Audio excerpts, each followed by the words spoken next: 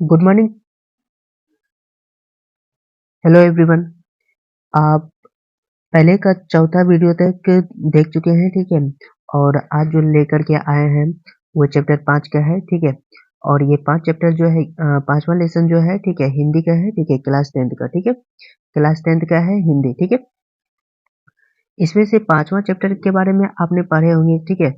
शायद आप पढ़े होंगे नागरी लिपि के बारे में, ठीक है। नागरी लिपि के बारे में जाने होंगे, ठीक है। बहुत सारा लिपि जो है कि लिपि जो है कि हमारे देशों में जो है कि प्रचलित थे, ठीक है। उसमें से जो है कि कुछ थे देवनागरी, कुछ थे नंदी नागरी, ठीक है। उसी में से शामिल था नागरी लिपि, ठीक है। नागरी लिपि से लेकर के जो है कि रिलेटेड ऑब्जेक्टिव जो है लेकर के इस वीडियो में आए। टोटल इम्पोर्टेंट ही ऑब्जेक्टिव है, ठीक है। यानी आप लोग का एग्जाम नजदीक आते जाते हैं, ठीक है। जो भी अब इम्पोर्टेंट क्वेश्चन आपको मिलते जाते हैं, ठीक है। सारा इम्पोर्टेंट क्वेश्चन का जो है कि आप अच्छे से याद करते जाइएगा, ठीक है। चलिए वीडियो को स्टार्ट करते हैं। चैप्टर का नाम है आपका नागरी लिपि, ठीक है। नागरी लिपि से जुड़ा हुआ प्रश्न उत्तर जो है कि इसमें जानेंगे, ठीक है। पहला में दिया है, पहला क्वेश्चन में दिया है, ठीक है। रामायण की रचना किस भाषा में है, ठीक है। रामायण की भाषा जो है संस्कृत भाषा में, ठीक है। रामायण की रचना किस भाषा में है? संस्कृत भाषा में, ठीक है।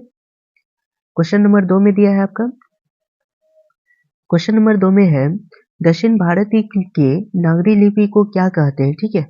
दक्षिण भारत में जो नागरी लिपि बोले जाते थे, ठीक है, उसको जो है कि नंदी नागरी बोलते थे, ठीक है। क्या बोलते थे? नंदी नागरी, ठीक है, याद रखिएगा।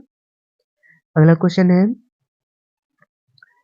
हिंदी के हिंदी के आदि कवि हैं, ठीक है। हिंदी के आदि कवि है, ठीक है। हिंदी के आदि कवि जो है कि सरहद पाद जो है कि है, ठीक है। हिंदी के आदि कवि है सरहद पाद, ठीक है। अगला क्वेश्चन है आपका, नागरी लिपि किस विद्या की रचना है, ठीक है। नागरी लिपि जो है किस विद्या की रचना है, यानी किससे जो है कि संबंधित है? वो जो है कि निबंध से है, ठीक है। नागरी लिपि किससे संबंधित है? निबंध से, ठीक है। अगला क्वेश्चन आपका है, अगला क्वेश्चन में दिया है कि दोहा कोश किसकी रचना है, ठीक है। दोहा कोश जो है कि किसकी रचना है, ठीक है। दोहा कोश जो है कि सरहद पाद का जो है कि है रचना। दोहा कोश सरहद पाद की है, ठीक है, याद रखिएगा। अगला क्वेश्चन में दिया है, तमिल मलयालम तेलुगु कन्नड़ भाषाएं है, ठीक है। तमिल मलयालम तेलुगु कन्नड़ भाषाएं है, ठीक है। ये भाषाएं जो है दक्षिण की भाषा है, ठीक है। दक्षिण भारत की भाषा है, ठीक है। इसीलिए इसको जो है कि हम अभी बोल दिए थे दक्षिणी भाषाएं, ठीक है। दक्षिण भारत में बोला जाता है। अगला क्वेश्चन आपका है, देवनागरी किसे कहा गया है, ठीक है। देवनागरी किसे कहा गया है? देवनागरी जो है कि काशी को कहा गया है। देवनागरी किसे कहा गया है? काशी को कहा गया। क्वेश्चन नंबर 8 में है, गुप्त काल से किस लिपि का संबंध है, ठीक है। गुप्त काल से किस लिपि का संबंध था, ठीक है। उसमें जो है कि ब्राह्मी लिपि का जो है कि संबंध है। गुप्त काल से ब्राह्मी लिपि का संबंध था।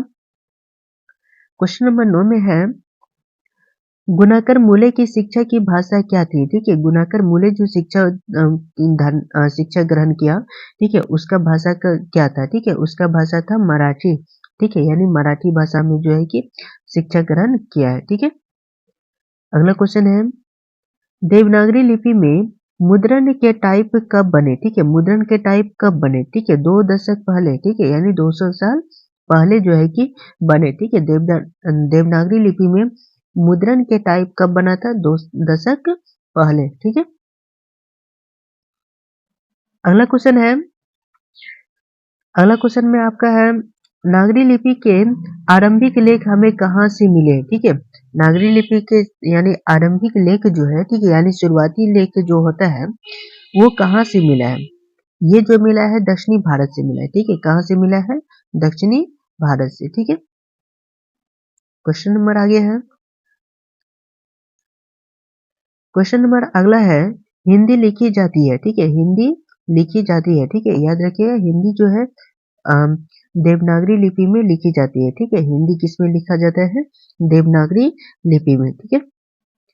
अगला क्वेश्चन में है नागरी लिपि पाठ के लेखक कौन है? ठीक है, नागरी लिपि पाठ जो है इसका लेखक कौन है? इसका लेखक है गुणाकर मूले। ठीक है, कौन है? गुणाकर मूले। ठीक है, अगला क्वेश्चन में दिया है,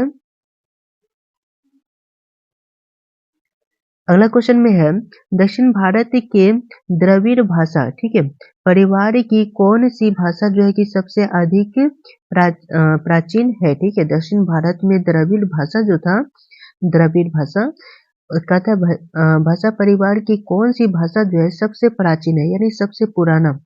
उसमें जो है कि सबसे पुराना भाषा था तेलुगु। ठीक है, तेलुगु भाषा जो है सबसे पुराना था। ठीक है, अगला क्वेश्चन, गुणाकर मूले का जन्म कब हुआ था? ठीक है, उसका जन्म जो है कि 1935 ईस्वी में हुआ था। गुणाकर मूले का जन्म कब हुआ था? 1935 ईस्वी में। आपका क्वेश्चन 16 में दिया है मराठी भाषा की लिपि है। ठीक है, मराठी भाषा और हिंदी भाषा दोनों का लिपि जो है देवनागरी ही है। ठीक है, देवनागरी। अगला क्वेश्चन है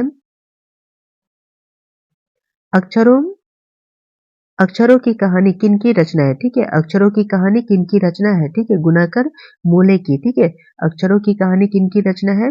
गुणाकर मूले की। ठीक है, आपका क्वेश्चन अगला है 18 में गुणाकर मूले का निधन कब हुआ था? ठीक है, उसका निधन जो है कि 2009 में जो है कि उसका मृत्यु हो गया था।